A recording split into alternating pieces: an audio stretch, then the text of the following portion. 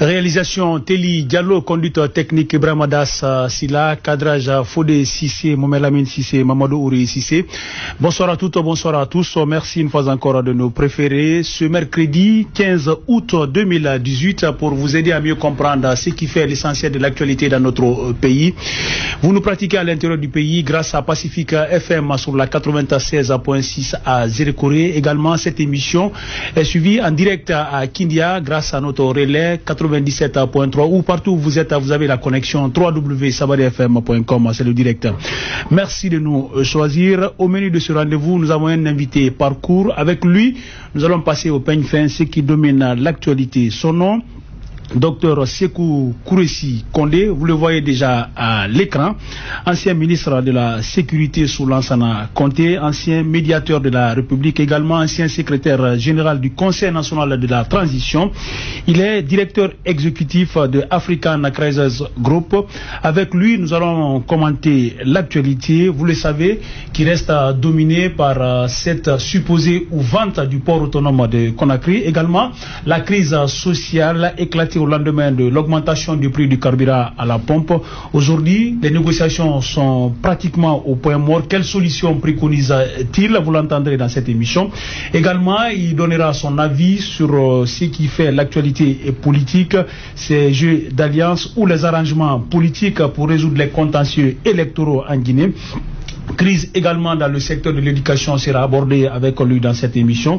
Et d'autres sujets viendront meubler ce débat avec lui. Il est déjà installé également pour m'accompagner à réaliser cette émission. Les experts, les habitués de cette émission, ils sont trois cet après-midi avec moi.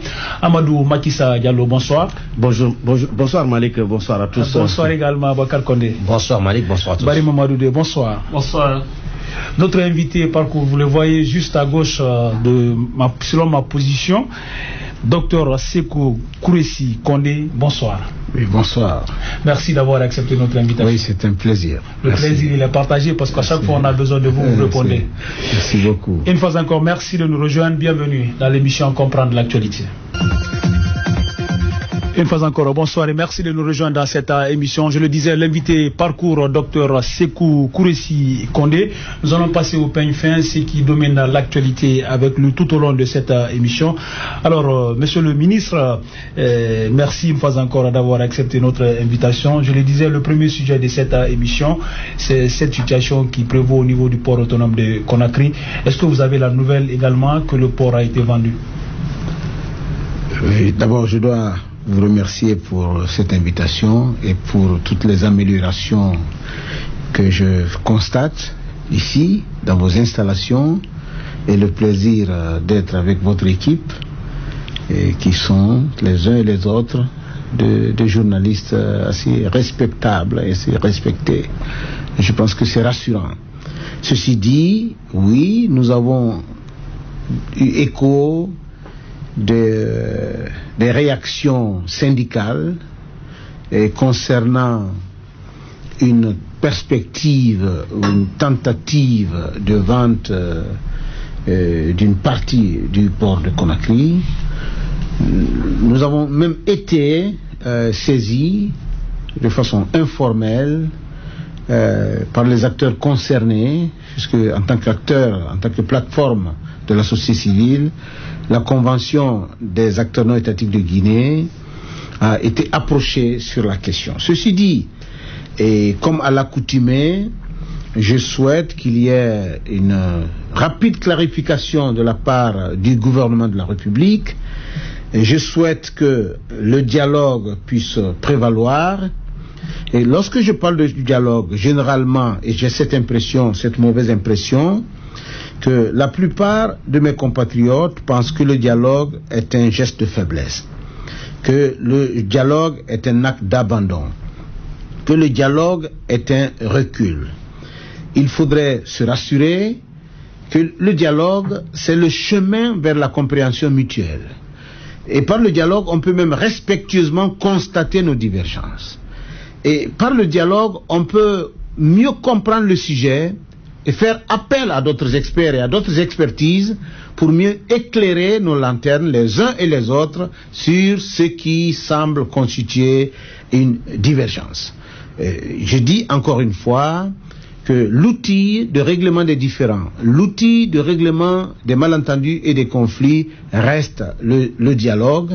Et c'est dans ce cadre que je demande au gouvernement d'accélérer ce processus de communication pour que les mouvements syndicaux, pour que les acteurs syndicaux puissent être rassurés et permettre aux uns et aux autres de rassurer les travailleurs concernés et les populations en attente. Je vais terminer sur cette question en revenant sur les pertes énormes que la Guinée enregistre à chaque manifestation, à chaque ville morte, à chaque arrêt de travail par grève, sur les sites comme le port, l'aéroport et les quelques zones industrielles que nous avons.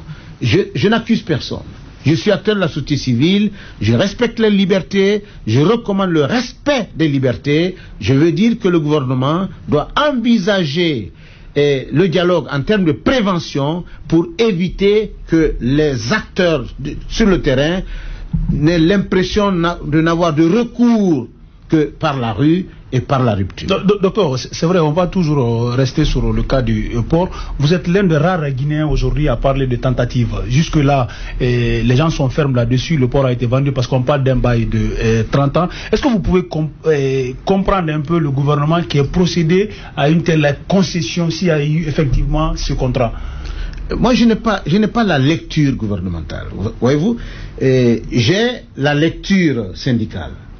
Et qui est quand même respectable. Parce que vous parlez beaucoup plus des conséquences que cela peut engendrer, c'est-à-dire il faut aller au dialogue, tout. Mais est-ce que vous pouvez imaginer, vous personnellement, avec un petit recul, que le gouvernement peut procéder à une telle opération? Je ne pense. Moi, je suis panafricain et très nationaliste africain. Alors, notre pays est convoité, notre pays est suivi. Nous sommes un pays très riche. Vendre la Guinée, c'est comme vendre une partie de nos chairs, de nos corps. Je ne m'expliquerai pas, je n'expliquerai pas qu'avec le potentiel humain que nous avons, qu'avec l'expérience que nous avons, et avec les ressources naturelles que nous avons, que nous soyons obligés de vendre nos biens et propriétés. Nous avons eu des industries ici en Guinée. La transition entre la première et la deuxième république est un exemple qu'on ne finira jamais de regretter. Nous avons vendu aux francs symboliques des dizaines d'usines qu'on avait en perspective et en action.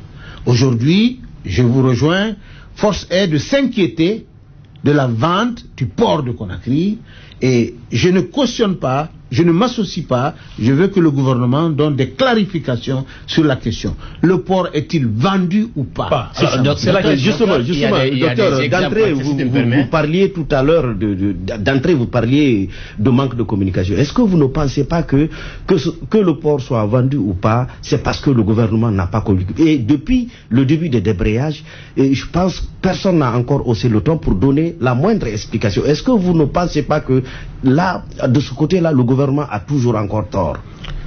Nous avons toujours déploré.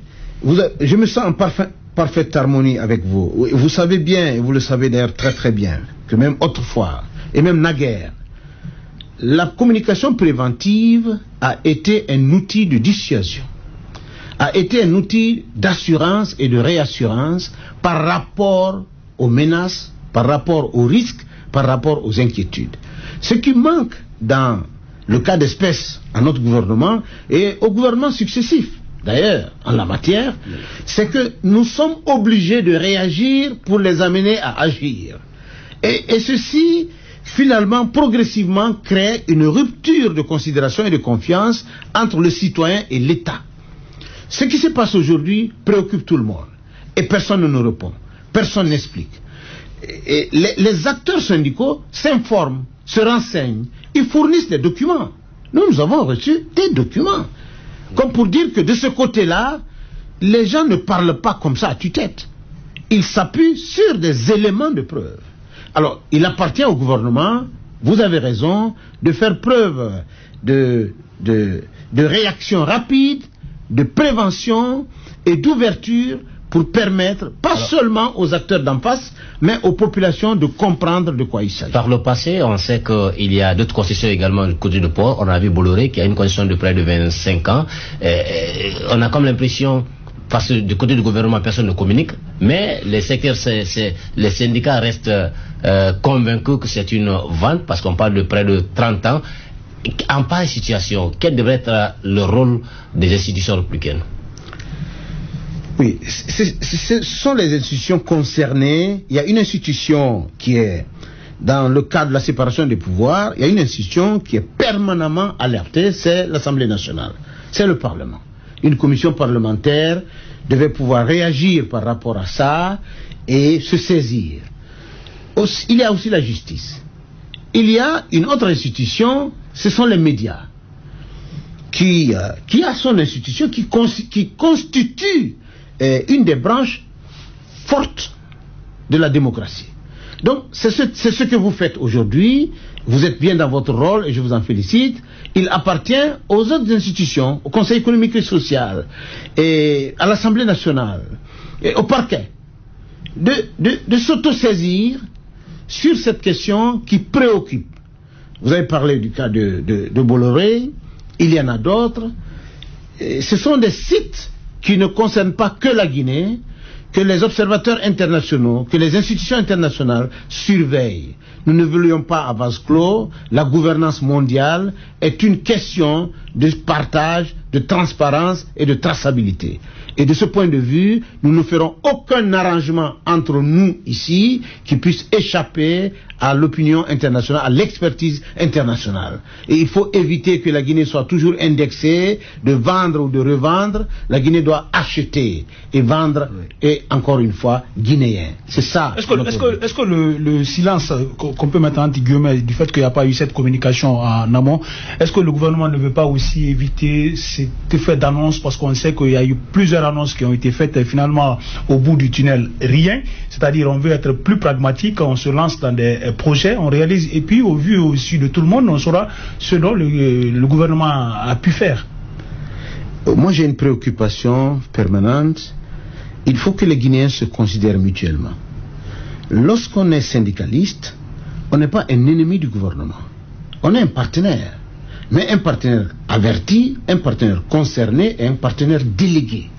Il faut que le gouvernement considère l'engagement syndical comme un engagement citoyen patriotique, comme les porte-voix des travailleurs qui, lorsqu'ils arrêtent le travail, punissent ceux qui ne travaillent pas, mais affectent le processus normal, le cours normal de la vie de la nation. La culture du travail est une culture de société qu'il faut entretenir, qu'il faut encourager, qu'il faut soutenir. Tout se passe ici comme si, dès qu'on parle de syndicat ou de syndicalisme, on parle d'affrontement, on parle de guéguerre, donc on parle de méfiance. Il faut déconstruire ça, il faut amener les Guinéens et Guinéennes à comprendre que l'histoire de la République de Guinée est partie de l'histoire du syndicalisme africain après la Deuxième Guerre mondiale. Justement, docteur Descoté, vous privilégiez le dialogue. Les syndicats devaient se rencontrer ce 8. Ils ont renoncé à cette invitation sous prétexte qu'ils ont besoin que le gouvernement recule ou donne des précisions. Est-ce que là c'est la meilleure approche? Refuser d'aller autour de la table et rester à la maison, qu'au lieu d'aller discuter et poser des questions au gouvernement? Ce n'est pas syndical. Le syndicalisme, c'est la négociation. Le syndicalisme, dans son format actuel, a commencé, je dis bien, entre les deux guerres, mais surtout après la Deuxième Guerre mondiale. C'est l'Angleterre qui a favorisé, qui a autorisé l'organisation des travailleurs en vue de porter des revendications à un certain niveau. C'est la dernière étape de l'histoire. Aujourd'hui, tout se passe en Guinée comme si le syndicalisme frisait un peu avec l'action politique, la réaction politique. La réaction politique et la réaction syndicale ne doivent pas être similaires, ne doivent pas se ressembler. Le syndicalisme, c'est la négociation. Le syndicalisme, c'est, encore une fois, l'expertise et l'effort de convaincre son interlocuteur par tous les moyens, en dehors de la violence, par tous les moyens légaux, je veux dire. Et le syndicat le syndicalisme, acteur social, est plus proche des populations que le gouvernement. C'est pourquoi on les appelle les corps intermédiaires. Docteur, vous parliez tout à l'heure, excuse-moi, vous disiez tout à l'heure que vous avez été saisi, même si c'est de façon informelle, sur ce qui prévaut actuellement au port autonome de Conakry, et à travers, qu'on vous a même fourni des documents. Alors, moi, ce qui me préoccupe aujourd'hui, c'est, disons, les termes utilisés. Parce qu'il y en a qui parlent de vente, il y en a qui parlent de concession, il y en a qui parlent de bail. Que disent ces documents? Est-ce qu'on parle effectivement de vente ou bien de bail ou de concession? Parce que les expressions, je pense... Les documents de la partie syndicale s'inquiètent. C'est-à-dire qu'ils ne jugent pas, ils constatent. Ils ne disent pas on a vendu, on a cédé, on a concédé. Ils disent nous nous inquiétons des perspectives et des tentatives de vente. Et à partir de ce moment-là, ils sont dans leur rôle pour alerter l'opinion nationale et dire attention. Un rôle d'avant-gardiste. Absolument. Pour dire attention, ce qui commence là peut finir mal. Et moi je pense que voir un groupe de Guinéens, voir un corps guinéen, une corporation guinéenne, revendiquer le bien national, le patrimoine national, et je me sens associé à cela. Et je pense que ça c'est défendable. Il faut protéger la nation, il faut protéger le patrimoine, il faut protéger nos biens. Oui. Et aujourd'hui, à l'indépendance, ceux qui nous ont aidés à acquérir l'indépendance n'avaient pas la formation que nous avons aujourd'hui, n'avaient pas les outils de vérification que nous avons aujourd'hui. Mais ils ont gagné la meilleure bataille qui soit, la valorisation de l'espèce humaine, la valorisation de l'être humain, la valorisation du noir en tant que être égal à tout autre. Oui, monsieur le ministre, au cas où il s'avérait que le port a été cédé aux Turcs, à votre avis, qu'est-ce qui aurait poussé ce gouvernement à vendre le port? Ça, c'est un. Deuxièmement, est-ce qu'on pourrait céder le port sans le consentement de l'Assemblée, c'est-à-dire sans passer par l'Assemblée? On peut faire fi aux députés et signer un tel accord? Votre question est justifiée. Et on attend de savoir. On ne peut pas imaginer a priori que le gouvernement puisse prendre autant de risques. Mais réservons-nous le droit de poser des questions. Et c'est ce que nous faisons en termes de facilitation. Nous chercherons à comprendre. Nous cherchons à comprendre comme vous. Et je crois que dans les jours qui suivent, nous comprendrons mieux ce qui se passe de ce côté-là. D'ici là, il faut éviter la violence et l'affrontement. En direct sur Sabari FM à 97.3 dans l'émission Comprendre l'actualité, Dr Sékou Kourissi Kondé, ancien ministre de la Sécurité, ancien médiateur de la République, ancien secrétaire général du Conseil national de la transition, directeur exécutif de African Crisis Group. Avec lui, nous passons au pays fin, ce qui fait l'actualité dans notre pays. Le deuxième sujet de cette émission que nous allons aborder avec lui, c'est cette crise sociale née au lendemain de l'augmentation du prix du carburant à la pompe. C'était le 30 juin pour rappel. Et le 1er juillet, aussitôt, il y a eu une vague de contestations sociales. Et depuis, les acteurs de la société civile ne décolèrent pas. Le gouvernement également ne bouge pas. Les négociations sont pratiquement au point mort. Est-ce que vous avez le sentiment que ce prix du carburant est la goutte d'eau qui a fait déborder le vase? Oui, je suis tout à fait d'accord avec vous. Je pense qu'il faut voir le côté positif des choses. En toute chose, il y a toujours un côté positif, quelle que soit la dose négative. Le côté positif, à mon avis, c'est l'émergence d'une dynamique sociale jeune. C'est l'émergence d'un leadership jeune. C'est l'émergence d'un mouvement qui rassemble des jeunes leaders qui deviennent du coup des gardiens des soucis de la société, des préoccupations et des frustrations. Donc ils deviennent des intermédiaires. Nous avons maintenant des joueurs sur le terrain. On n'en avait plus ces derniers temps. Il faut s'en féliciter. Le deuxième constat, c'est qu'il y a une transition générationnelle. Comme chez vous dans les médias, nous sommes heureux de constater aujourd'hui qu'il y a une véritable transition générationnelle. C'est-à-dire que nous, en tant que leaders de la société civile, sommes rassurés de voir d'autres jeunes en train de venir et prendre le devant en lieu et place. Et ceci nous rassure, à condition bien entendu que ce ne soit ni violent et que cela reste dans le cadre de la recherche permanente de solutions idoines pour le développement durable dans notre pays. Deuxième aspect. Troisième aspect, le prix du litre du carburant à la pompe. J'ai salué les réactions et vous avez parfaitement raison que la goutte d'eau a débordé ou fait déborder le vase. Je suis d'accord. Parce que au-delà du prix du litre de carburant, il y a une crise de gouvernance, il y a un malaise souterrain qui germe dans ce pays et que nous signalons à longueur de journée. Et le gouvernement ne prête pas attention. Et d'un seul coup, cette réaction des forces sociales aura permis au gouvernement de la République de dire attention, les Guinéens sont capables de réagir. Ce que j'ai proposé dès le début, c'est le dialogue. Je pense qu'une certaine partie des forces sociales n'ont pas accédé à ma démarche, je comprends très bien, mais je vais dire au passage que la gestion et le management des crises est mon métier. Pour parler de façon triviale, je vis de ça. Alors, lorsque je m'implique dans un processus de crise, je tiens compte de la durée et des perspectives de résultats. Je dis, commençons par le dialogue, contactons tous les acteurs, les partis politiques, les organisations syndicales, les institutions républicaines, le gouvernement et la communauté internationale pour dire, nous ne sommes pas d'accord sur ce prix. Et cela nous donne une certaine légitimité et cela nous permet d'avoir une réponse. Une bonne partie de notre mouvement a dit non, il faut y aller. Je me suis dissocié de cette façon de faire. Et j'ai dit, tout est une question de fin. Nous voulons alerter. Dans la réalité, la Guinée ne peut pas se soustraire des réalités internationales en ce qui concerne l'augmentation du prix du baril.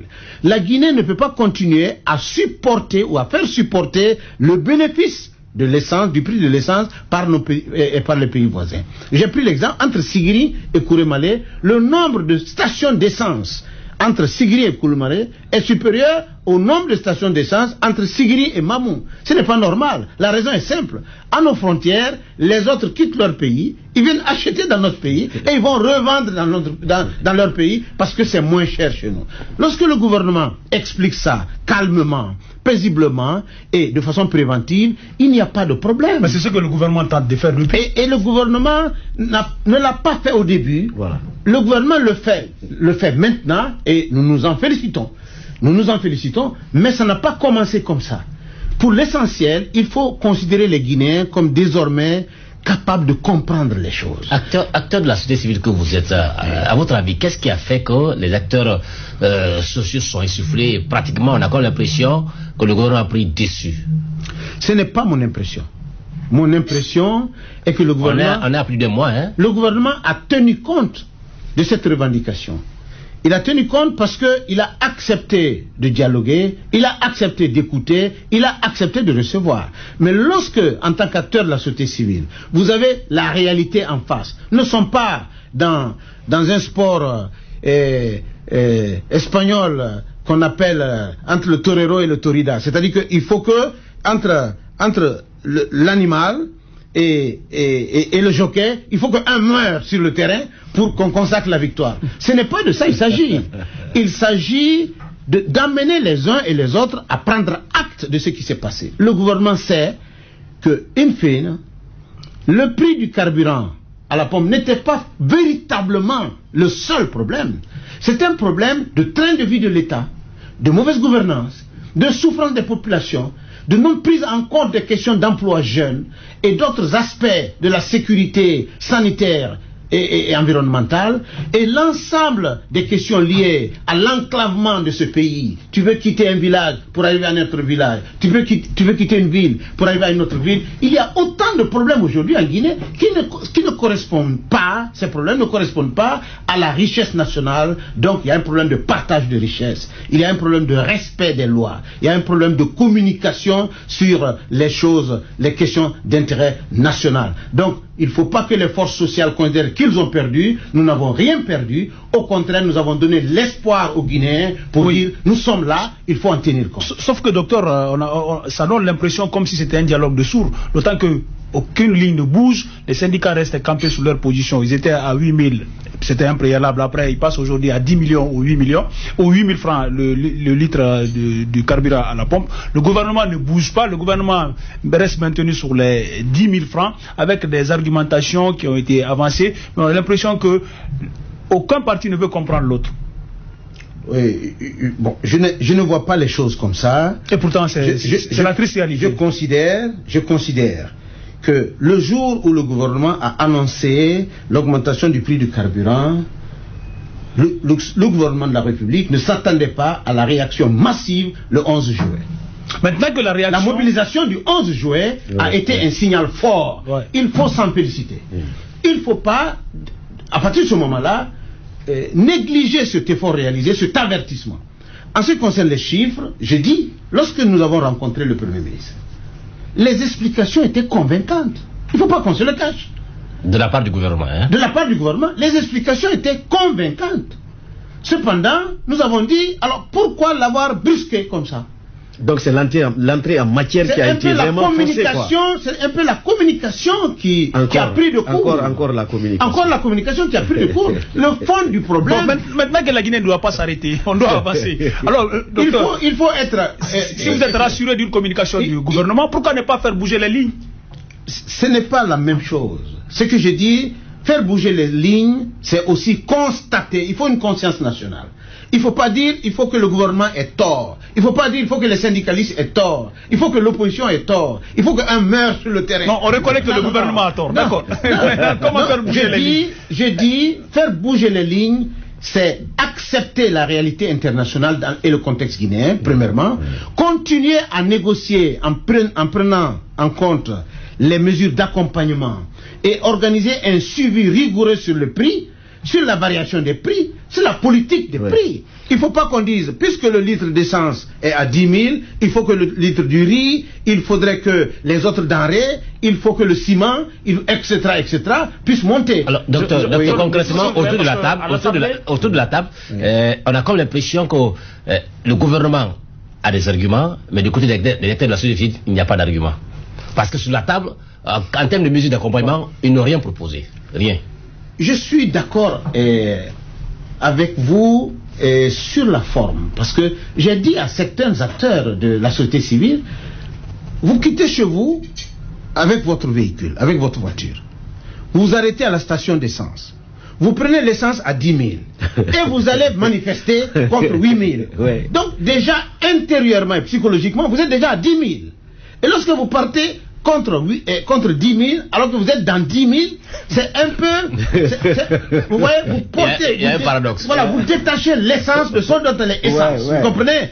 Et écoutez, moi je pense que ça a été l'occasion, et c'est encore l'occasion pour le gouvernement de tenir compte des capacités de réaction, du niveau de mécontentement. C'est une alerte. Il ne faut pas négliger, il ne faut pas minimiser.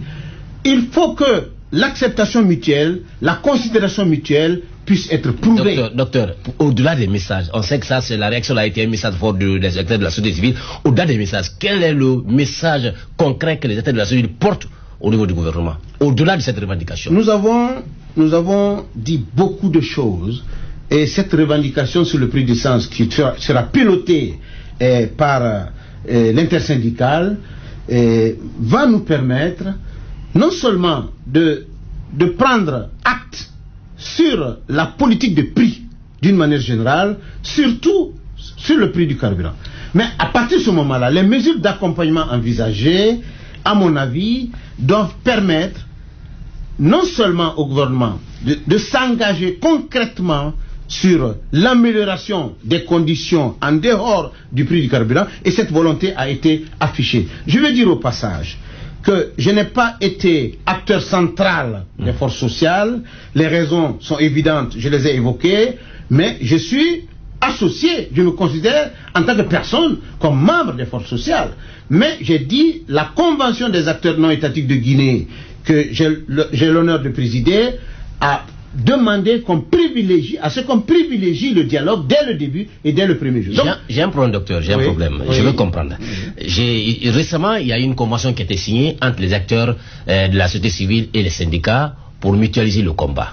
Dans la revendication des syndicats, on n'a nulle part vu la défense collective, c'est-à-dire que ce n'est pas la population qui sont en train de défendre, mais les travailleurs. On demande qu'on essaie de revoir le SMIC, ça concerne les travailleurs. On demande qu'on homologue le prix de certaines denrées, ça ne concerne que les travailleurs. On demande un salaire de 10 millions et ça ne concerne que les travailleurs. Donc j'ai comme l'impression que ce protocole signé, c'est une signature de façade, mais en réalité, les syndicats ne défendent que les travailleurs. Les syndicats sont dans leur rôle. Où sont maintenant où sont parties les revendications des acteurs de la société civile dans cette plateforme? Vous allez inviter, j'en suis sûr, et je le recommande, les acteurs, les meneurs et les décideurs des forces sociales. Ils vous diront exactement les points qui font l'objet de leur revendication. Pour ma part, la revendication syndicale concerne les travailleurs. Cela est indéniable. La revendication et les initiatives de la société civile concernent la société, l'ensemble des populations. Et cela ne porte pas que sur le prix de l'essence à la pompe. Cela concerne la justice, cela concerne la santé, l'éducation, cela concerne le transport et tous les autres secteurs d'activité de la nation en termes de gouvernance et de bonne gouvernance. Le résultat ne peut pas être obtenu d'un coup de main. Ce n'est pas comme si on arrache une mangue des manguiers. C'est un processus lent et permanent. L'évolution d'une société, les résultats obtenus ne se sentent pas comme la construction d'une maison. Il faut un peu de patience et beaucoup d'endurance. Voilà, c'est vrai que les négociations se poursuivent, comme on l'a dit, elles sont quand même au point mort, mais on a l'impression que nous sommes face à deux situations, c'est-à-dire... Pourquoi vous aimez le mot point mort? Oui, parce que après... Non, vous voulez un gagnant tout de suite? Oui, justement, il faut sortir un peu de cette paralysie. L'économie guinéenne quand même est sérieusement affectée depuis l'augmentation de ce prix du carburant à la pompe. Mais je vais parler un peu des deux camps. C'est-à-dire on a l'impression qu'il y a une question de crédibilité, une question d'honneur. Parce que le Premier ministre, par exemple, le faire reculer aujourd'hui sur le prix de 10 000 francs, c'est comme s'il pliait face à une exigence alors qu'il a des résultats. Il est attendu sur beaucoup de terrains. Est-ce que vous ne pensez pas que... Bon, je disais que quelqu'un doit bouger, mais selon vous, qu'est-ce qui fait gripper maintenant les négociations? Certainement, parce que le gouvernement a fait une démonstration devant vous. Vous-même, vous l'avez reconnu dans ce studio, à voir quand même le schéma à l'international. Il ne faut pas se leurrer que le prix du carburant devrait au moins être augmenté. Peut-être vous n'avez pas soutenu que ça soit 10 000 ou 9 000, je ne sais pas, mais c'est l'international qui commande. Au moins, c'est l'international qui commande. D'accord. Est-ce que dans les propositions de solutions aujourd'hui, vous estimez qu'il faut ramener au moins à 9 000, c'est-à-dire couper la poire en deux? On n'est pas à 8 000, on n'est pas à 10 000. Selon les démarches que j'ai menées avant mon voyage, j'ai proposé et à l'intersyndicale et au gouvernement de la République le prix à 9 000. Ça ne compte pas, c'est juste une proposition. Avec argument. Avec argument. Et c'était très simple de couper le poire en deux. C'est-à-dire entre 8 000 et 10 000. Mais ça ne suffisait pas pour les techniciens qui ont l'expertise. Mais lorsque je suis sorti, parce qu'entre-temps, j'ai dû voyager, si vous voulez, me soumettre à mon programme de travail au plan africain et international, je me suis rendu compte que nous sommes l'un des rares pays où le prix du carburant est annoncé à la radio. C'est-à-dire votre 9 000 même a commencé à vous aider. Voilà. Les autres, tu vas à la station, à la pompe, et c'est là-bas qu'on t'informe qu'on a ajouté 5 000 francs, ou on a ajouté 5 francs. C'est-à-dire ce n'est pas une question qu'on discute comme ça. Nous avons nos habitudes, nous avons nos manières, mais ce qui est réel, c'est qu'il y a un mécontentement général. Oui. Ce qui est réel, c'est qu'il y a une frustration. Et il y a des zones de pauvreté qui ne s'expliquent pas. Et que les populations, surtout la couche jeune, est en mal d'attente. C'est-à-dire qu'il y a un problème de repère. On s'accroche à quoi? Et face à cela, le gouvernement doit répondre. Et doit répondre très vite. Donc, ce que vous considérez comme point mort constitue pour moi des avertissements très très sérieux par rapport à l'avenir de notre pays, par rapport à l'avenir des possibilités de dialogue, de compréhension pour un développement global et harmonieux. À votre place, vous demandez de l'autre côté des exigences au niveau du gouvernement en tant qu'acteur de la société civile. Il faut soulager la population et le gouvernement a un résultat à donner et vous êtes contre les mesures du gouvernement. Est-ce qu'il n'y a pas un paradoxe? pouvez-vous me reprendre? D'un côté, les acteurs de la société civile, la population de sa globalité demande des comptes au gouvernement, qu'on améliore les conditions de vie. Le gouvernement engage des réformes peut-être pas populaires, et on est contre encore ces réformes. C'est-à-dire qu'on veut d'une chose et son contraire. C'est l'inverse. C'est l'inverse, M. Condé.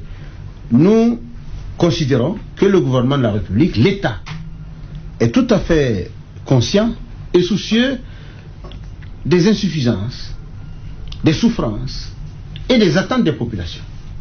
Et nous avons dit, face à l'enclavement du pays, face au salaire des fonctionnaires, face au niveau de vie des populations et aux conditions de vie, vous augmentez une partie et vous laissez les autres. Et donc, nous n'avons pas attaqué seulement sur le prix du carburant. Encore une fois, je ne suis pas porte-parole des forces vives, je suis président de la Convention des acteurs non étatiques. Le profil et la vocation de ma plateforme, c'est la promotion de la paix et de la sécurité humaine. Ceci dit, on ne peut pas laisser un pays aussi riche comme la Guinée être considéré comme pauvre. Et il faut sortir des méfiances et se dire la vérité. Si le gouvernement pose des actes intéressants, des actes constructifs et positifs, il faut avoir le courage de le dire. Moi, j'ai l'impression aujourd'hui que j'ai du courage. Est-ce que c'est une impression ou une réalité? En tout cas, je l'applaudis. Par contre, les relations humaines, les relations sociales, le tissu social, le dialogue politique, le dialogue socio-culturel est menacé et fragilisé. Moi, je pense que de ce point de vue, il y a un travail sérieux à faire. Donc, nos revendications, nos luttes sont liées à l'observation que nous faisons de la réalité nationale et nous n'exigeons rien d'autre que le dialogue qui permette à une partie de proposer. Aujourd'hui, nous pouvons proposer, et je vais conclure en vous disant, messieurs les journalistes, mesdames les journalistes, pour les autres, vous êtes de la société civile. Le combat que nous menons, nous le menons ensemble. D'accord, il faut le rappeler une fois encore, comme l'a soutenu notre invité également, c'est ce prix de carburant et la goutte d'eau qui a fait déborder le vase. Dans vos multiples sorties médiatiques, vous estimez que la solution, en tout cas, la condition sine qua non pour sortir de cette crise ou de cette paralysie socio et politique, il faut que le président Alpha Condé rassure les Guinéens qui s'expriment par rapport à cette question, cette fameuse question de troisième mandat. Oui, tout à fait. Qu'est-ce que vous avez bien voulu dire?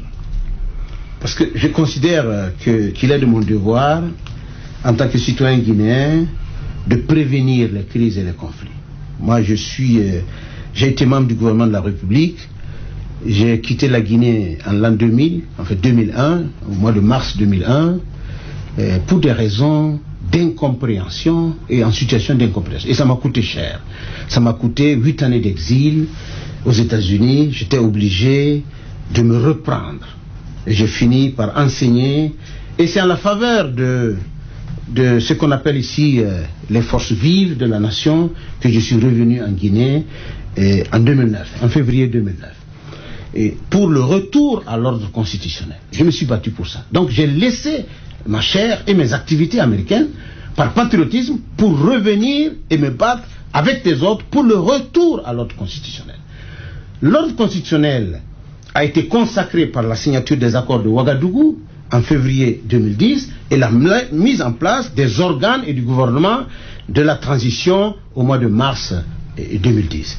Le président de la République, sur la base de la constitution du mois de mai 2010 et du code électoral du mois de septembre 2010, a été élu avec une majorité au deuxième tour et il a prêté serment le 21 décembre 2010. À partir de ce moment-là, nous sommes rentrés dans le processus de consécration de l'ordre constitutionnel. Alors, parler de deuxième mandat aujourd'hui est une bonne chose. Parler de premier mandat aujourd'hui est une excellente chose. Mais parler de troisième mandat, qui en parle? Qu'est-ce que c'est qu'un troisième mandat? Aucune étude constitutionnelle ne parle de... le concept n'existe pas en sociologie politique. Il n'y a pas de troisième mandat. Il y a une clause de limitation des mandats. Lorsque la clause saute, la clause est levée, c'est 4e, 5e, 6e, 5e et 7e. Il faut dire aux populations que c'est une présidence à vie qu'on appelle troisième mandat. Alors si nous sommes d'accord sur ça, sur la base des acquis que nous avons aujourd'hui, mais discutons-en. Discutons-en. S'ils ne sont pas d'accord, mais il faut le dire. Évitons d'être surpris. Évitons de nous surprendre nous-mêmes. Écoutez, les autres nous ont considérés comme des pauvres. Nous ne sommes pas pauvres. L'Africain n'est pas pauvre. Mais on nous a caractérisés comme pauvres. Et nous avons dit, oui, nous sommes pauvres. Vous voyez, accepter le dessin des autres, la photographie qu'on nous colle. Nous avons une maturité aujourd'hui. Nous avons des cadres formés aujourd'hui. Cette constitution, c'est nous, ensemble, qui avons travaillé là-dessus. Et les partis politiques aujourd'hui, y compris le président de la République et son parti, le Rassemblement du peuple de Guinée, le RPG, étaient associés aux travaux du Conseil national de la transition. Donc, sans dissidence, sans aucune dissidence, tous les partis ont accepté les termes de cette constitution-là. Si nous devons la modifier, il faut nous dire pourquoi nous devons la modifier, surtout qu'il y a l'intangibilité. Dans la même constitution, on dit tout peut être modifié sauf ça. Nous sommes majeurs, nous sommes mûrs, bientôt 60 années d'indépendance. Pourquoi? Parce qu'il n'y a personne qui puisse être président de la République de Guinée. Docteur, mais personne, sauf la même personnalité. Personne ne parle de modification. Si la réflexion peut aller à ce troisième mandat. Et le président même n'a jamais. Il n'en a pas besoin. Il n'a jamais dit qu'il veut tenter. Il n'en a pas du tout besoin. Il faut le dire. Des supputations des gens. Mais attention, quand des gouverneurs, quand des hauts commis de l'État, en tout cas, parlent de toi, ils font la promotion d'un troisième mandat. Je crois que le président n'a pas besoin de dire quoi que ce soit par rapport à cela. Voilà, on va écouter peut-être docteur, on va permettre à docteur peut-être d'aller jusqu'au bout. En quoi cette expression ou cette déclaration officielle du chef de l'État est la clé de la solution politique ou crise sociale? En quoi il y a une nécessité pour le président de communiquer? Quelle est la nécessité? Pour deux raisons. Si je vous dis ici que je n'ai jamais entendu les rumeurs concernant une modification de la Constitution ou une perspective de troisième mandat, je serai un démagogue. Je ne suis pas un démagogue. Ouais. Et je suis un homme politique. C'est des discussions de salon. Je suis... j'en viens. je suis acteur politique dans ce pays depuis 1978. Donc, je suis le plus vieux des jeunes politiciens de ce pays. Lorsque j'étais à l'université en deuxième année, on m'invitait à Conakry pour assister aux réunions du comité central en tant que leader des étudiants. Nous avons été éduqués au panafricanisme. L'école guinéenne, c'est l'Afrique. Ce n'est pas un pays à vase clos. Ce n'est même pas le tribalisme. Nous, on n'a même pas connu l'ethnocentré. On l'a pas connu entre nous. Lorsque nous pensons à notre pays, nous pensons à son avenir. Nous ne regrettons pas d'avoir élu le président Alpha Condé. Et loin s'en faut. Nous saluons les efforts qui sont entrepris. Et nous constatons des progrès réalisés. Nous recommandons le respect de la Constitution. Alors, que vous dites, n'en parlons pas, je vais bien. Mais le président, je crois, en répondant à une journaliste, a dit, c'est le peuple qui va juger. Je pense que vous avez entendu ça. C'est évasif. Alors, à partir de ce moment-là, il faut clarifier. Le président Ouattara l'a clarifié. Le président Macky Sall l'a dit. Le président Mamadou Youssoufou, il l'a dit. Et puis la vie continue. Il faut que les Guinéens soient capables de démontrer leur maturité pour dire ce président est notre président. Qu'il parte dans 2 ans ou dans 1 an, je ne souhaite pas. Qu'il parte dans 2 ans, il va laisser une Guinée stable et il va continuer à travailler avec nous, avec tous les honneurs liés à son parcours, à son expérience et à son nom. En se prononçant tout de suite par rapport à cette question de troisième mandat, vous pensez que ça sera fini avec cette crise sociale et politique? Je suis tout à fait convaincu que si cet équivoque est levé, le président sera un meilleur arbitre. Il pourra jauger et apprécier la capacité de respect et de respectabilité des Guinéens par rapport aux institutions et aux textes fondamentaux. Il faut avoir le courage de prévenir les conflits. Il faut avoir le courage de dire intellectuellement là où ça peut gêner, là où ça peut grincer. Aujourd'hui, on peut le dire aisément. Supposons qu'on se taise tous et que dans 18 mois, que un parti politique ou un mouvement saute à l'œil pour dire il faut un troisième mandat. Moi je vais me taire et vous allez parler. C'est ça mon inquiétude. Je n'ai absolument rien contre les personnes. Peut-être que j'ai des appréciations personnelles et intérieures que vous ne savez pas. Mais j'ai dit à notre âge, dans notre génération, ce n'est pas la conquête de l'indépendance, c'est la consolidation de la paix. Ouais. Est-ce que sur la même question, c'est vrai que moi j'accorde toujours le bénéfice du doute au président Alpha Condé par rapport à cette question, mais est-ce que il ne craint pas aussi d'ouvrir une guéguerre autour de lui, parce que tout de suite, s'il doit partir, il y a des caciques qui voudraient, par exemple, qu'il reste. Est-ce qu'il en a besoin maintenant?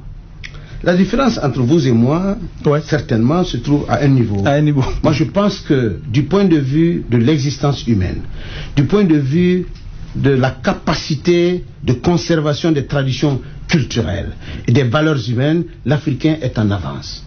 C'est ça mon sentiment. Et lorsque je vois le président américain, le président français et d'autres faire 2 ans et partir, et qu'on dit nous on ne doit pas le dire parce que si on le dit, les gens vont chambouler tout, je dis vous nous minimisez ou quoi?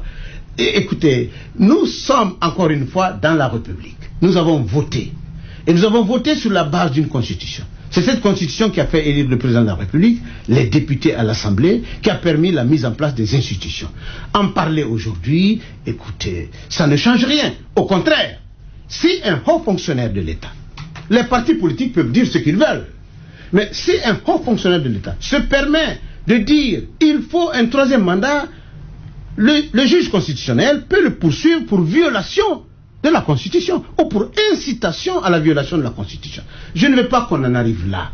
Je veux tout simplement que l'on clarifie dans notre esprit, dans nos démarches, que le prochain président peut se préparer et il peut être même le président membre du RPG, il peut être le président d'un autre parti, que le Guinéen ne s'accroche pas qu'à ça, qu'il y a du travail à faire. Docteur, est-ce que vous avez le sentiment que Alpha serait tenté pour ce 3e mandat? Mais c'est pas mon sentiment qui compte, c'est la Constitution. Je vous parle de la Constitution. Vous personnellement, est-ce que vous avez ce sentiment? Dans ces façons de faire, dans ces encore une fois, je vous prie de relire avec moi la Constitution et de rappeler les termes et l'esprit de la Constitution. Laissez les personnes, laissez les hommes. Les hommes passent, l'histoire reste. Parlons de la Constitution et du respect de la Constitution. À partir de ce moment-là, écoute, chacun est libre de choisir qui il veut, chacun est libre de faire ce qu'il veut. Quand vous voyez au Ghana aujourd'hui, le changement de chef d'État n'a pas entraîné de brutalité et de violence. On a dépassé les phases des coups d'État. Personne n'acceptera les coups d'État aujourd'hui. Vous êtes rassuré ou pas par rapport à la conduite du chef d'État, par rapport à cette question? Rassuré ou pas, la Constitution me rassure. Et je pense que j'ai la volonté de défendre cette Constitution. D'accord. Nous sommes avec Dr Sékou Kouressi Condé, ancien ministre de la Sécurité sous Lansana Conté, ancien secrétaire général du Conseil national de la transition, également ancien médiateur de la République, directeur exécutif de African Crisis Group, président de la Convention des acteurs non étatiques de Guinée. Avec lui, nous passons au peigne fin, ce qui fait l'essentiel de l'actualité dans notre pays. Nous allons observer une courte pause, le temps pour la technique de passer la page commerciale. On se reprend juste après, dans moins de 5 à 7 minutes pour la suite de cette émission. Fini les interrogations, fini les ondes d'ombre. L'actualité s'offre à vous quand vous en avez le droit. Elle n'a plus aucun secret pour vous, car nos experts tamisent les sujets qui font l'actualité du jour. Tous les matins, du lundi au vendredi sur Sabari FM, l'actu politique, économique, de la société, des sports et de la culture obéissent à votre compréhension. Vous avez dit les experts, dites aussi Sabari FM.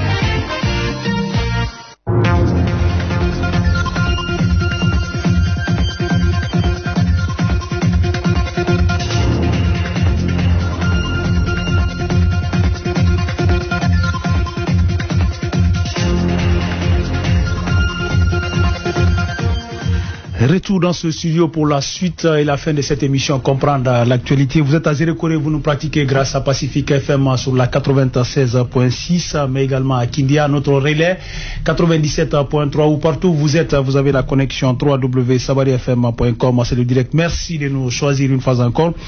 Vous êtes dans cette émission pour vous aider à mieux comprendre l'actualité. Notre invité parcours, vous le voyez toujours, il est là, il n'est pas parti. Donc vous n'avez rien raté de cette émission, sauf la première partie. Il s'appelle Dr Sékou Kouressi Condé, ancien ministre de la Sécurité, ancien médiateur de la République, ancien secrétaire général du Conseil national de la transition, président de la Convention des acteurs non étatiques de Guinée, mais également directeur exécutif de African Crisis Group. Avec lui, nous commentons ce qui fait l'actualité. La deuxième partie, une fois encore, bonsoir monsieur le ministre, merci d'avoir accepté de rester avec nous. Voilà, la suite de cette émission, nous allons parler politique. Ces derniers jours, on a assisté à la signature des alliances, des accords entre partis politiques, notamment le RPG Arc-en-Ciel et l'opposition, principalement avec l'UFDG où il y a eu des concessions, mais également le RPG Arc-en-Ciel et l'UFM. Ce qui intrigue un peu l'opinion, c'est que tout cela s'est déroulé loin quand même du cadre idéal, c'est-à-dire le comité de veille. Et comment vous avez apprécié cette attitude des hommes politiques, parce que c'est un pense d'arrangement politique au détriment de la normale? Oui, c'est mon sentiment aussi. Je suis un acteur de paix. J'applaudis toute solution pacifique. J'encourage le dialogue apaisé et constructif. J'encourage tout ce qui peut permettre aux acteurs concernés de taire leurs divergences, ou en tout cas de dépasser leurs divergences. Voir l'UFDG et le RPG s'entendre sur quelque chose dans ce pays compte. Et c'est très très important. Ceci dit, j'attire l'attention du gouvernement de la République, des institutions républicaines, sur une sorte de prise en otage de l'ensemble des mécanismes de régulation de la société par les partis politiques. Progressivement, nous sommes en train de rentrer dans un régime de partis. C'est-à-dire que lorsque les partis forts veulent quelque chose, l'Assemblée vote la chose et la Cour constitutionnelle accepte la chose et les populations subissent la chose. Il faut que force reste à la loi. Il faut que les institutions soient les vrais et les meilleurs arbitres. Lorsqu'on fait une réunion qu'on appelle dialogue, le personnel politique nous a habitués au dialogue politique. Le dialogue politique n'a aucun sens s'il n'est pas soutenu par le dialogue social. Le dialogue social est économique, il est environnemental, il est sanitaire, il est éducatif. Nous sommes dans le dialogue politique. Ce dialogue politique, c'est un terrain préparé pour les acteurs politiques. Ils viennent s'entendre sur ce qui va et ce qui ne va pas. Ils se partagent les niveaux d'interprétation et se donnent raison mutuellement. Et ceci à force de loi. Il faut faire très très attention à ça. Les accords de 2000, le dialogue en 2016 a été pour les Guinéens un dépassement, c'est-à-dire une nouveauté. Mais le point 2 a fait l'objet de beaucoup de critiques et de beaucoup d'inquiétudes. Oui. Et aujourd'hui, nous payons le prix de ce point 2, premièrement. Secondement, lorsque les partis politiques concernés se retrouvent au sein du comité de suivi, eux-mêmes, ils mettent à la tête du comité de suivi un homme d'expérience et d'action, un homme d'initiative, le ministre de l'administration du territoire, que eux, ils acceptent unanimement. À un moment donné, ils quittent. Donc, vous acceptez, mais vous quittez quand même. Deuxièmement. Troisièmement, il y a une crise de confiance liée au repli permanent, c'est-à-dire au manque de volonté politique du gouvernement de trancher. Et ce qui est fort, et heureusement très fort cette fois-ci, c'est qu'on a senti une sorte de largesse, une sorte d'acceptation de la part de la mouvance vers l'opposition et de la part de l'opposition vers la mouvance. Mais en ce qui concerne le contenu, il y a deux choses. Pourquoi arranger tout ça, discuter tout ça au quartier général d'un parti politique? Où sont les institutions? Où sont les sièges des institutions? Que font nos textes de loi et nos textes fondamentaux par rapport à ça? Le Guinéen est majeur aujourd'hui. On ne va pas faire des choses précipitamment. L'UFDG est un grand parti politique que moi je respecte, mais je suis très respectueux des institutions de la République et des principes républicains. Je suis acteur de la société civile, donc je suis surveillant de la bonne manière, du respect des termes et de l'esprit des lois. Je dis, Aujourd'hui, on a signé au quartier général de l'UFDG. Demain, on va signer soit dans mon village ou dans ma famille. Personne ne trouvera à redire. Ce n'est pas comme ça se passe. J'ai dit à l'époque, lorsque les forces d'intervention, qu'on appelle les forces de l'ordre, allaient dans les concessions, j'ai dit, la concession d'une personne n'est pas un lieu de maintien d'ordre. Il faut respecter les limites. Aujourd'hui, j'interpelle les partis politiques, le personnel politique, pour dire les quartiers, les sièges des partis politiques n'est pas un lieu d'engagement de la nation. C'est la Constitution qui a autorisé l'existence des partis politiques, des associations politiques. Et l'opposition a pour objet de conquérir le pouvoir, de se positionner en tant qu'alternance et en tant qu'alternative. Donc, la majorité n'est pas l'ennemi de l'opposition, l'opposition n'est pas l'ennemi de la majorité, mais tous sont régis par la loi. Et aujourd'hui, nous sortons progressivement de ça, et la société civile est mise à l'écart. Lorsque je parle de la société civile, je parle de l'ensemble des populations, des composantes de notre société. Il faut revaloriser les institutions, il faut que la justice soit plus forte, il faut que la loi prime au-dessus de tout, il faut que le citoyen se sente impliqué, se sente représenté dans chaque acte et dans chaque décision. Et comme les choses ne sont pas vraiment prêtes à s'arranger, c'est le président qui s'invite dans le débat, le président de la République, qui estime que les élections locales sont ont moins d'importance et que le maire peut faire quoi, d'autant qu'il y a un gouvernement et que c'est les élections législatives et présidentielles qui sont plus importantes dans un pays. Et comment vous voyez cette sortie du président Alpha Condé? Est-ce que vous pensez qu'il est allé loin en minimisant les élections? En minimisant quand même les élections locales. Le président de la République est le premier magistrat, c'est le père de la nation, mais en même temps, il est le premier des citoyens.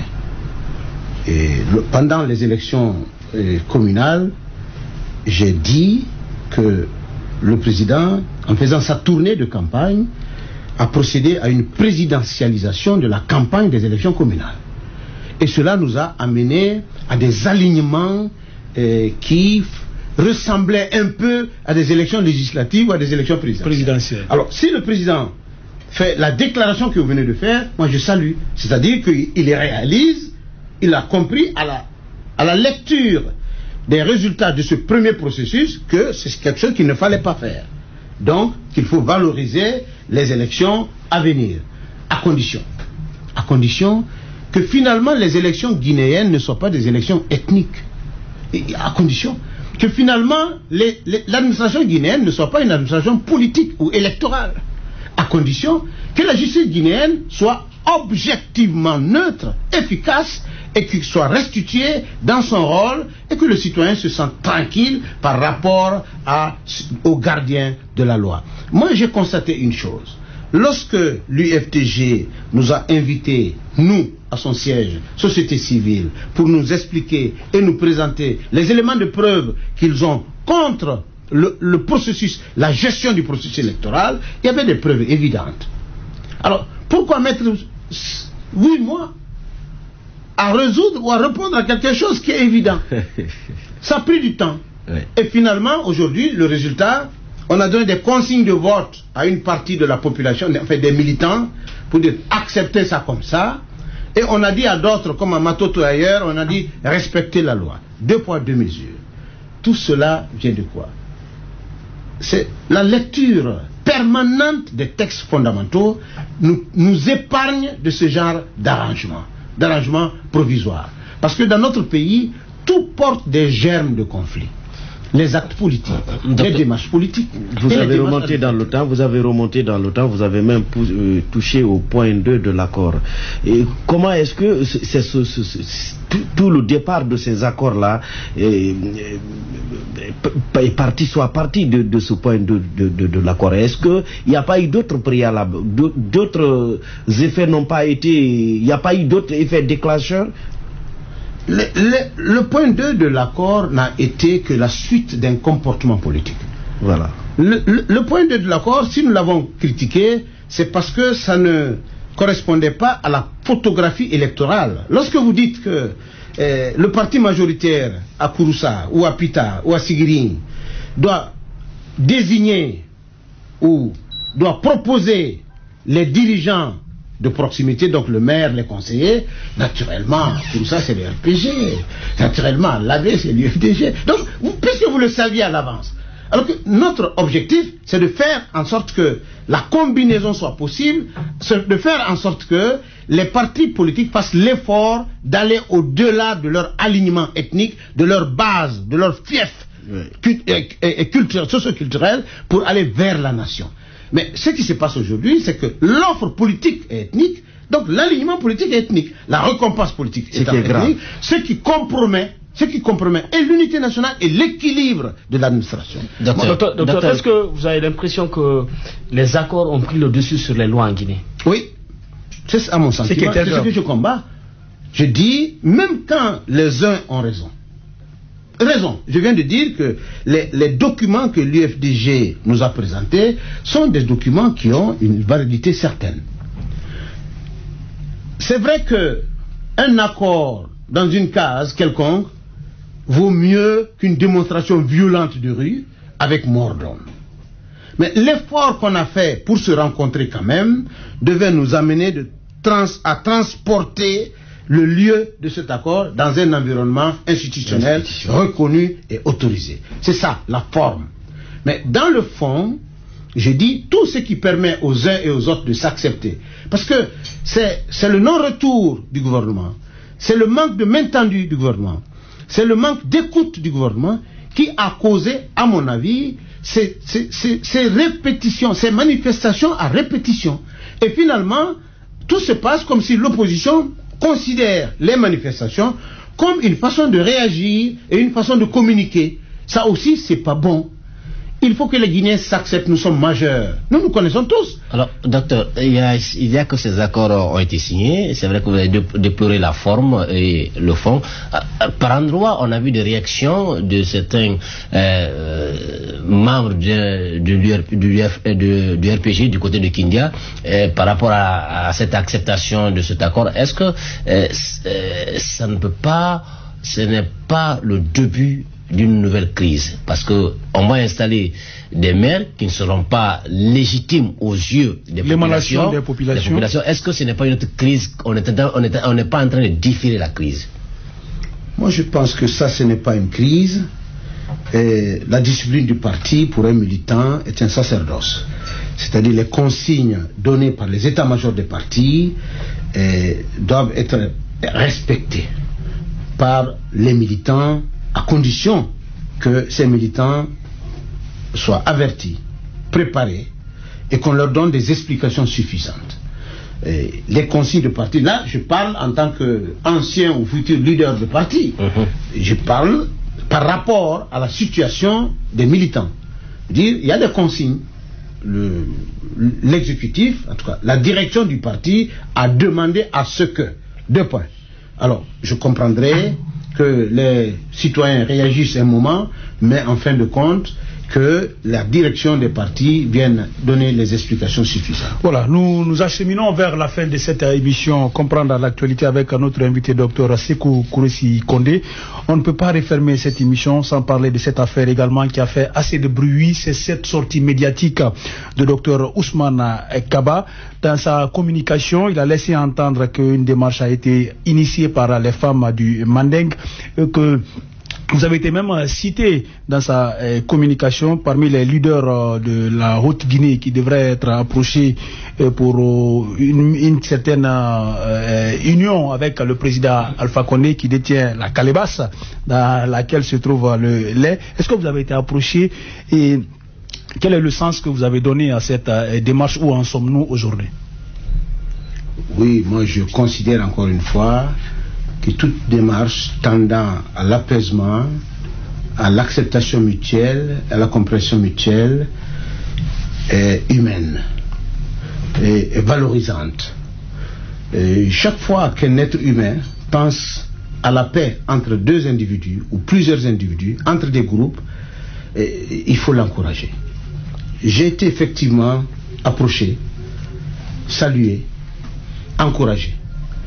Ma réponse, chacun a sa réponse. Moi, je n'ai pas de problème personnel avec le président Alpha Condé. Je dis tout simplement, on ne se connaît pas assez On n'a jamais voyagé ensemble, on n'a jamais travaillé ensemble, on n'a jamais mangé ensemble. Donc, je peux dire qu'il ne me connaît pas. Dans le fond, je ne suis pas dans la même position que quelqu'un qui a été son ministre, quelqu'un qui a travaillé avec lui, qui a été membre de son parti. C'est pas la même posture. Ceci dit, toute volonté, encore une fois, de facilitation et de pacification est une excellente chose entre les êtres humains. Nous sommes mortels. Et le temps ne doit pas être consacré à la violence. Les gens aiment que les gens s'affrontent. Moi, je suis contre ça. Je suis pour l'apaisement. Ceci dit, la communication du ministre Ousmane Kaba n'est pas ma communication.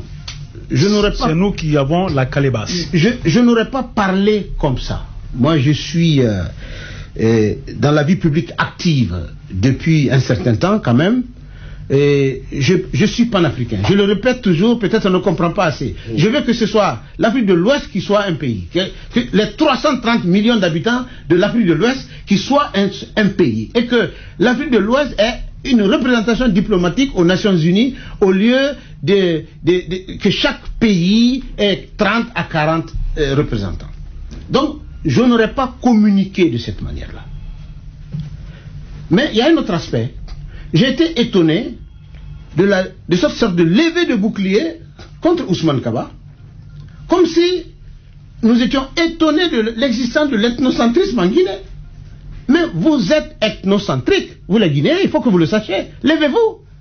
Chacun de vous porte des germes d'ethnocentrisme. Nous sommes. Moi, je n'en suis pas un. Je me bats au plan africain contre ce phénomène que je considère comme le plus grand piège que l'administration coloniale a posé sous les pieds des États africains à leur naissance. Le tracé colonial africain est ethnocentrique, est diviseur. Et lorsque on se plie à ça, on vient de parler des partis politiques. Les deux principaux partis politiques sont des partis ethniques. L'administration. Lesquels l'UFDG et Amadou Macky Sall. Il ne fait pas l'innocent. C'est ça la réalité. C'est ça la réalité. Alors, lorsqu'on masque le visage avec le doigt et on fait semblant de ne pas voir.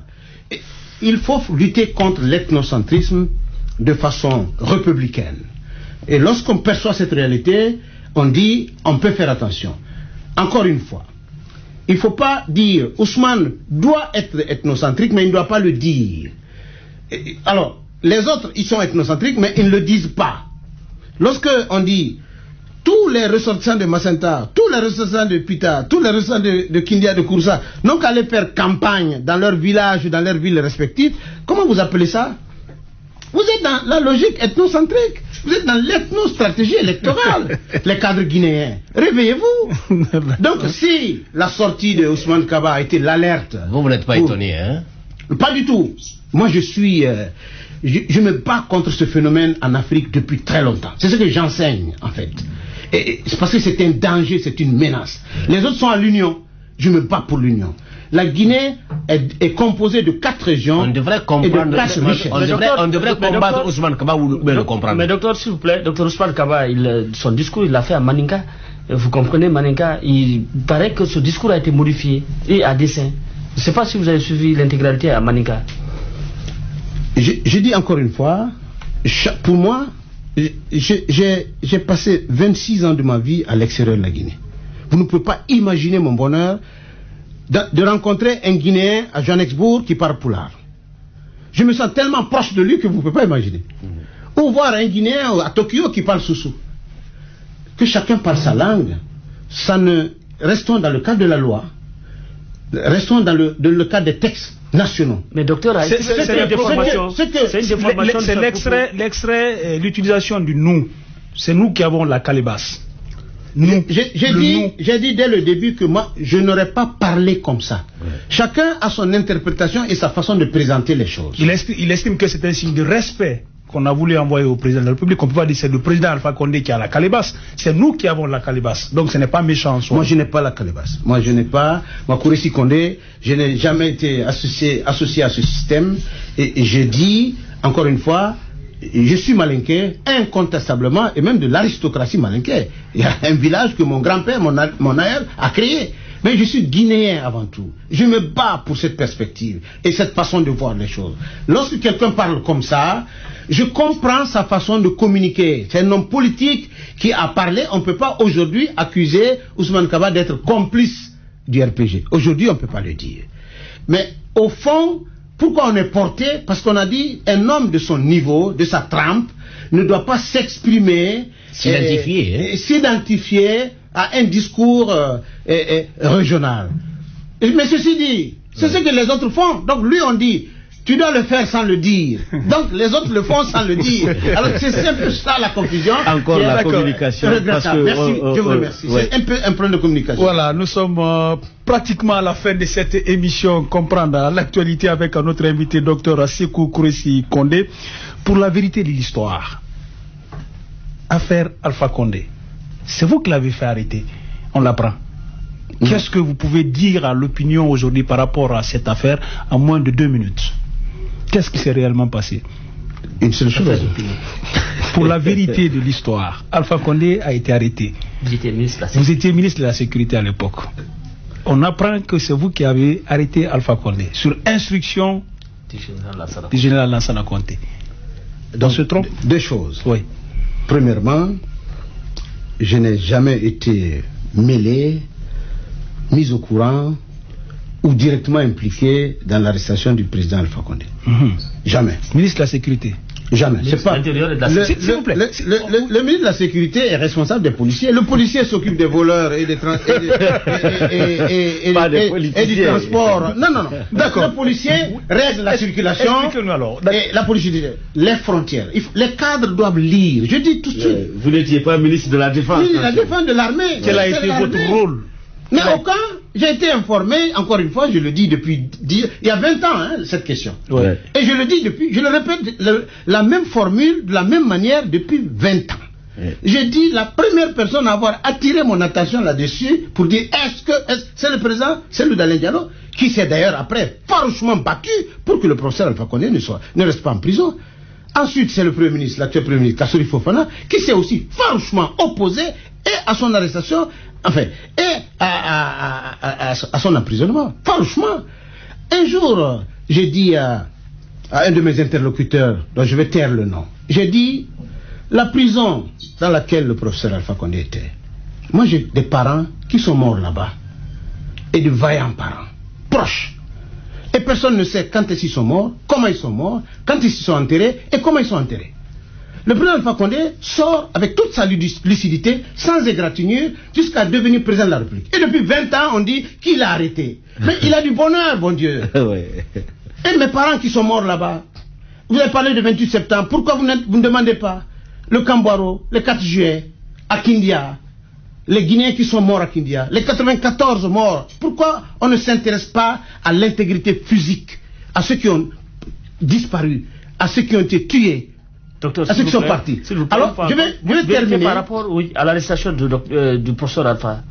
Mais posez la question, ayez le courage de poser la question au professeur Alpha Condé. Il ne l'a jamais dit, il ne l'a jamais écrit. Mais vous étiez ministre de la République. Vous ne comprenez pas ma question. Posez la question. Il a été mis devant les témoins. Mais il n'y a même pas de fait accompli. Il y a eu un procès pendant 6 mois. Vous n'avez même pas pris le temps de lire les actes du procès ou de suivre le procès. C'est des militaires qui ont été confrontés au président. Vous le connaissez? Oui, je le connais. Vous le reconnaissez? Je le reconnais. Et ce jeune, il s'appelait Aboubacar Kamara. Tout le monde le sait. Mais l'esprit fragile, si je vous pose la question tout de suite, qui vous l'a dit? Vous avez dit non, je ne sais pas. Mais vous voyez que depuis 20 ans, je fais mes activités au plan national et international, j'enseigne dans les universités étrangères et guinéennes, personne ne me dit tu ne dois pas enseigner parce que tu traînes des casseroles. Je dis ce que je pense. Est-ce que vous connaissez un Guinéen qui traîne des casseroles qui peut parler comme j'ai parlé ici? Mais non, la justice serait prompte à sauter sur toi si tu portes des choses. Je suis très libre. Libre parce que je défends, je suis épris de paix et de justice. Je n'ai pas arrêté Alpha Condé, mais il y a une chose que je regrette. On a menti sur moi. Et ça, jusqu'à la fin de ma vie, je considérais comme le mensonge, comme une arme destructive. Vous connaissez les responsables dans une société fragile. Qui vous ont porté cette accusation? Le récent, c'est vous. Parce que vous m'avez posé la question. Merci, docteur Sékou Gouressi Kondé, d'être passé dans cette émission. Merci beaucoup. Vous avez un message, dernier message? Pensons à la paix. Moi, je pense que la Guinée a de l'avenir. Nous avons une couche jeune qui m'impressionne, qu'ils soient des médias, de la société civile et des partis politiques, qu'ils soient dans l'administration. Les jeunes Guinéens donnent de l'espoir. Moi, je pense que c'est dans l'unité, dans l'acceptation mutuelle, que nous allons gagner le défi de l'avenir. Je vous remercie. C'est sous ces mots que nous refermons portes et fenêtres de cette émission Comprendre l'actualité, qui a eu pour invité cet après-midi Dr Sékou Gouressi Kondé, ancien ministre de la Sécurité, également ancien secrétaire général du Conseil national de la transition, ancien médiateur de la République, président de la Convention des acteurs non étatiques de Guinée, directeur exécutif de African Crisis Group. Avec lui, nous avons passé au peigne fin, ce qui fait l'essentiel de l'actualité dans notre pays. Merci à tous d'avoir été de notre.